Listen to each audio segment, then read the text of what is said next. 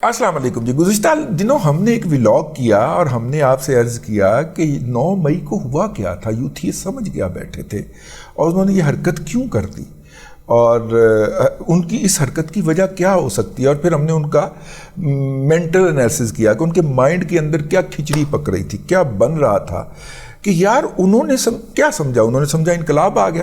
ہم نے اس کا رزلٹ یہی نکالا تھا کہ ان کا خیال تھا کہ انقلاب آ گیا ہے اور اندر سے پاک فوج کے اندر سے بغاوت ہو چکی ہے اور جناب عاصم منیر صاحب کو سبکدوش کیے جانے کا اعلان بس آیا ہی چاہتا ہے, اور ہم انقلابی کے طور کے اوپر ایوان صدر, اور ایوان صدر تو نہیں, ایوان وزیر اعظم کے اندر داخل ہوں گے اور عمران خان صاحب کو ایک بادشاہ کے طور پہ وہاں پہ مسلط فرمائیں گے. یہ یوتھیوں کے مائنڈ سیٹ کے اندر اس دن طے تھا, اس لیے وہ آپے سے باہر ہوئے تھے. انہیں کوئی سین گفتگو جو تھی یا کوئی لاجیکل گفتگو جو تھی وہ سمجھ نہیں آ رہی تھی.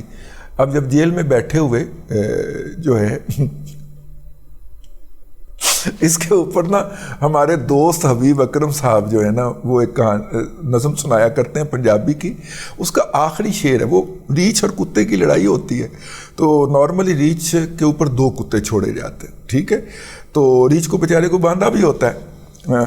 تو اب 2 کتے جب چھوڑے جاتے ہیں ریچھ کے اوپر تو وہ دونوں کتے جو ہیں وہ اس کو چنگا مارتے ہیں, چنگا گھسیٹتے ہیں, چنگا اس کو دندیاں کاٹتے ہیں, چک واڑتے ہیں اس کو. اور اب جناب ہار جاتا ہے بیچارہ ریچھ. تو آخر میں اس کی پوری نظم ہے پنجابی کی لیکن اس کا آخری مصرع مجھے یاد ہے, ٹھیک ہے. وہ ایک چھینا ہوتا ہے, ایک ڈبو ہوتا ہے, ٹھیک ہے. اب وہ دیکھ رہا ہے سرگودا کے اندر یہ بڑی معروف نظم ہے, کہنا چھینا بڑا ڈاڈا سی نہ ڈبو بڑا ڈاڈا سی, اصل وچ کتیاں دا ابو بڑا ڈاڈا سی. کہ نہ تو چھینا کوئی بہت زیادہ زبردست تھا نہ ڈبو کوئی بہت زیادہ زبردست تھا, اصل میں ان دونوں کا ابو جو تھا وہ پاورفل تھا, اس لیے ان دونوں نے مجھے مارا ہے. تو یوتھیے بھی اس ریچھ کے مصداق جو ہے یہی سوچتے ہوئے پائے جاتے ہیں کہ چینا بڑا ڈاڈا سی نہ ڈبو بڑا ڈاڈا سی, اصل میں انہاں دا ابو بڑا ڈاڈا سی. تو ابو نے اب قابو کر لیا ہوا ہے. تو یہ ہم نے اس دن کنکلوڈ کیا کہ جناب اللہ آپ کا بھلا کرے, اس دن ہم نے کنکلوڈ کیا کہ وہ ایک غلط فہمی کا شکار ہو چکے تھے. لیکن ایسے موقع کے اوپر نا وہ ریٹائرڈ سینئر حضرات جو ہوتے ہیں نا تو جن کو 2 ایکسٹینشنیں بھی مل چکی ہوتی ہیں, اس کے بعد پھر وہ جب وہ ریٹائر ہوتے ہیں تو ان کے پاس بڑی کہانیاں ہوتی ہیں سنانے کے لیے, اور جب وہ کہانی کا آغاز کرتے ہیں نا تو بھلے انہوں نے وہی بات کہنی ہو جو آپ نے کہی ہو, لیکن آپ کی بات کی تصدیق کرنے سے ان کی 30 سال کی بے داغ سروس اور 5 سال کی 2 ایکسٹینشنیں جو ہوتی ہیں ان کے اوپر جو ہے وہ شک پڑ جاتا ہے. تو پہلے وہ سب سے پہلا کام کیا کرتے ہیں, وہ کہتے ہیں نہیں آپ درست نہیں کہہ رہے, آپ کو پتہ ہی نہیں ہے, ٹھیک ہے, آپ کو سسٹم کا پتہ ہی نہیں, آپ سسٹم کو جانتے نہیں ہیں, میں آپ کو بتاتا ہوں کیا ہوا تھا. تو وہ پھر آپ کو بتاتے ہیں, اور آپ جب نا ان کی 20 25 30 منٹ کی داستان سن لیتے ہیں تو میں مطلب اکثر کہہ دیا کرتا ہوں کہ تو پھر کیا ہوا. کہتے کہ نہیں آپ نے جو کہا تھا وہ درست نہیں کہا تھا, جو میں کہہ رہا ہوں یہ درست ہے. تو میں کہتا ہوں تو میں نے کیا کہا تھا, جو آپ نے کہا یہی میں نے کہا تھا. تو اس کے اوپر پھر وہ دوبارہ اس طرح کے لوگ اوائڈ کرتے ہیں نا ڈیفینس کلب کے اندر, وہ دیکھتے ہیں وہاں سے دور سے السلام علیکم کیا حال, مطلب کول نہ آ رہی تھے انہیں پھر میرا توال آ رہا. تو اس طرح کے ایک صاحب جو تھے انہوں نے مجھے ایک اہم جگہ کے اوپر قابو کر لیا, اور پھر ہمارے ایک بہت اچھے بھائی ہیں, دوست ہیں, انہوں نے پاک پتن سے فون کر کے بھی یہ کہا, جب 2 بندوں نے یہ بات کہی تو میں کہ اب ولاگ بنتا ہے, ٹھیک ہے, اور دونوں نے تقریباً سیم بات کہی. اچھا میرا خیال نہیں تھا کہ میں اس کے اوپر ولاگ کروں گا, لیکن جب 2 بندوں نے زور دے کے یہ میری بات کہی اور اس ولاگ کے ریفرنس میں کہی تو میں کہ اچھا آئیو پھر. اب ان کا یہ کہنا ہے, اب آپ نے یہاں سے غور سے سننا ہے, یوتھیو نیڑے آ جاؤ, میری جو میں نے پہلے بات کہی تھی وہ تصدیق ہونے لگی ہے اس کی.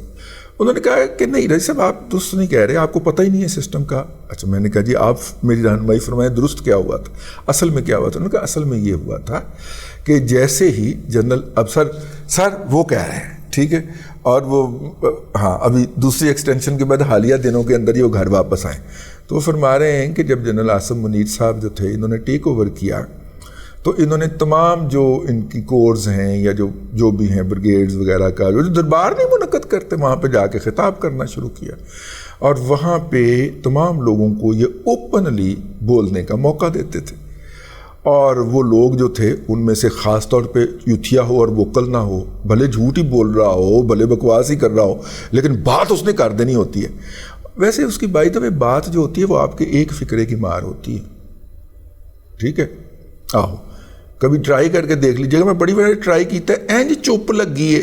ٹھیک ہے، میں ایک جگہ پہ شادی میں کھانا کھلا انہوں نے کہا کھاؤ کھاؤ جی میں نواز شریف تے زرداری نے ملک کھادا ہے، اور میں کہا کھاؤ کھاؤ بلکہ لیکن عمران خان کی طرح چوری کر کے گھر نہ لے جانا، اسی آواز میں کہا. وہ اس کے بعد وہ بولا نہیں. ٹھیک ہے، لوگوں نے پوچھتا پھریا یہ کون ہے، یہ وہی دادا ہے. ٹھیک ہے کہ ادھر آتے نا میں پوتا بناواں. ٹھیک، خیر انہوں نے فرمایا کہ جناب وہاں پہ وہ لوگ جو تھے وہ اٹھ کے عمران احمد خان نیازی کی مختلف جگہ کے اوپر اوپنلی نوجوان افسران جو تھے وہ حمایت کرتے تھے اور دلائل دیتے تھے. باقاعدہ ان کے دلائل جو تھے وہ چیف صاحب بڑے تحمل کے ساتھ اور بڑی رغبت کے ساتھ سنتے تھے. لیکن ان نوجوانوں کو پتہ نہیں تھا کہ پیچھے کوئی نام ہی انہوں نے نوٹ ہو رہے ہیں اور وہ سارا کچھ ہو رہا ہے. انہوں نے کہا جی ساری جگہوں کے اوپر پہلے انہوں نے رپورٹ طلب کی کہ یوتھیا وائرس کہاں کہاں پایا جاتا ہے. پھر ان ساری جگہوں کے اوپر جو تھے انہوں نے جا کے خطاب کیے. اگر آپ کو یاد ہو تو سیالکوٹ کے اندر بھی انہوں نے خطاب کیا تھا.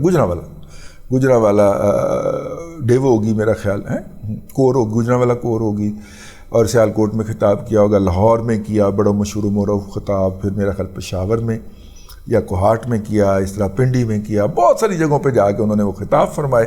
کوئٹہ بھی گئے تھے، ٹھیک ہے، سندھ بھی گئے تھے.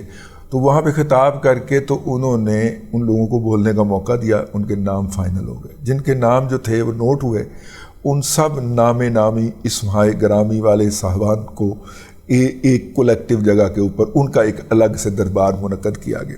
ٹھیک ہے، تو ان کے سامنے ایک ہی آپشن رکھا گیا. اب یہ وہ فرما رہے ہیں، ان کے سامنے ایک آپشن رکھا گیا کہ بیرک میں رہنا ہے یا بارک میں جانا. اب بارک جو ہوتی ہے وہ جیل کی ہوتی ہے، بیرک جو ہوتی ہے وہ ہوتی ہے کچھ اس طرح کا فرق ہوتا ہے.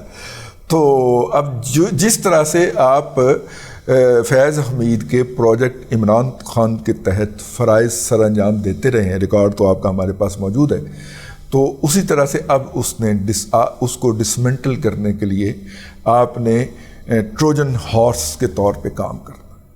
اب وہ صاحب اس بات کے دعوے دار ہیں کہ بنیادی طور پہ عمران احمد خان نیازی کو یقین دلا کے گھیر گھار کے، ٹھیک ہے، اس کا ہنکا کر کے اس کو 9 مئی تک لایا گیا. مینٹلی طور پہ اسے یقین دلا دیا گیا کہ he is coming back as the king.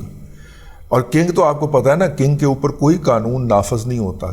King دوسروں کے لیے جو کہتا ہے وہ قانون ہوتا ہے، اس کے منہ سے جو الفاظ نکلتے ہیں وہ قانون ہوتے ہیں. لیکن کنگ کی اپنی ذات کے اوپر کوئی قانون نہیں لگتا، تو اسے بتایا گیا. اب حاضر سروس کا اگر ایک کرنل یا بریگیڈیئر جو ہے وہ عمران احمد خان نیازی کو آ کے ملے اور اسے کہے کہ جناب اندر کمال ہوئی پڑی ہے.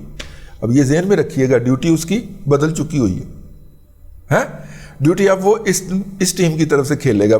عمران خان سمجھ رہا ہے کہ وہ اس کی طرف سے کھیل رہا ہے، لیکن اب وہ مخالف ٹیم کی طرف سے کھیل رہا ہے. اور پلاننگ یہ تھی کہ عمران احمد خان نیازی کا دماغ پوری طرح خراب کر دیا جائے اور اس کو یقین دہانی کروائی جائے.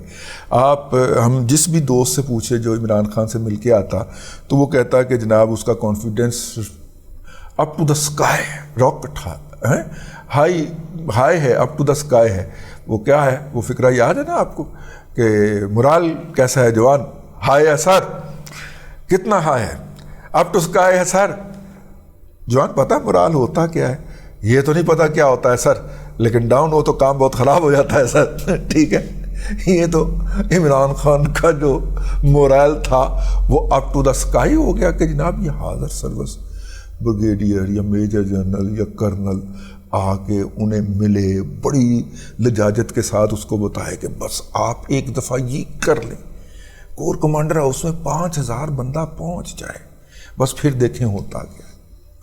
تو وہ 5000 تو نہیں پہنچا، چلو 3000 بھی پہنچ گیا، چلیں جی 5000 بھی پہنچ گیا. پورے پاکستان کے اندر سے جو ہے وہ 7000 بندہ گرفتار ہوا نا ہے. پورے پاکستان کی سطح سے 7,000 بندہ گرفتار ہوا، جس میں سے 5,000 کے قریب رہا ہو چکا ہے، اور اس وقت 14,100 جو ہے 14,100 جو ہے وہ جیلوں میں ہیں، اور ان کی آگے پارٹیشن ہو چکی ہے، کچھ ملٹری کورٹ کے حوالے کیے جا سکتے ہیں۔ تو یہ لوگ جو تھے وہ لوہے چون تھے، جن کو ایسے پورے ادارے کے اندر پھیرا گیا، اور جتنے بھی مقناطیس تھے، یہ وہ مقناطیس تھے جن کو پورے ادارے کے اندر ایسے پھیرا گیا، اور لوہے چون کے جتنے بھی ذرات تھے وہ ان کے ساتھ جڑ گئے، اور یوں بڑے آرام کے ساتھ لوہے کے ذرات کو پورے ملغوبے میں سے الگ کر لیا گیا۔ ٹھیک ہے، اب بتائیں یہ بات میری بات کی تصدیق کرتی ہے کہ نہیں، کہ یوتھیوں کے مائنڈ سیٹ کے اندر اس دن یہ تھا کہ اندر سے مدد آئے گی، اور اندر سے مدد نہیں آئی، اور وہ اپنے آپ کو بیٹریڈ تصور کرتے ہیں۔ تو میں نے بھی تو یہی کہا تھا کہ اندر جنہوں نے مدد کرنی تھی انہوں نے چھتر لا لیا، انہوں نے جوتا اتار کے چھترول کی ہے ان کی۔ تو وہ حیران پریشان ہو گئے کہ ادھر سے تو ہمارے اوپر پھول برسائے جانے تھے، یہ تو جوتے برسا رہے ہیں۔ تو یہ اب وہ اس ٹراما سے باہر نہیں نکل پا رہا۔ ٹھیک ہے، عمران احمد خان نیازی صاحب نے ان کو سائیکولوجیکلی یوتھیا مجہول القوم الجاہلیہ کو ریسکیو کرنے کی کوشش کی، اور انہوں نے ولاگ کرنا شروع کیے روزانہ کی بنیاد کے اوپر، لیکن ان کا جب سے وہ رشتہ ٹوٹا ہے اور جب سے ان کے ولاگ بند ہوئے ہیں، ابھی کوئی 15-16 دن ہی ہوئے ہیں، تو اس کے بعد سے سائیکولوجیکلی بہت زیادہ وہ الٹی سیدھی حرکتیں کر رہے ہیں اور الٹی سیدھی باتیں کر رہے ہیں۔ اگر آپ نے ان کی الٹی سیدھی باتیں سننے ہو تو کسی بھی سپیس میں گھس جائیے، اس کے اندر وہ اس طرح کی باتیں کر رہے ہوں گے۔ بہرحال جی ایک تصحیح آئی تھی، میں نہیں سمجھتا وہ تصحیح ہے یا تردید ہے، میرا خیال ہے وہ تصدیق ہے، لیکن پارٹیوں کا اصرار ہے کہ نہیں یہ تصدیق، یہ آپ نے یہ پہلو جو ہے وہ غلط بیان کیا ہے، تو میں نے ان کی فرمائش کے اوپر درست بیان کر دیا ہے، تو اب وہ سنبھال لیں اس کو۔ ٹھیک، اب تک کے لیے اتنا ہی، اگلے ولاگ کے اندر پھر حاضری ہوگی۔ اللہ تبارک و تعالیٰ آپ کو آسانیاں عطا کرے، اور آسانیاں خلق خدا میں تقسیم کرنے کی توفیق عطا کرے۔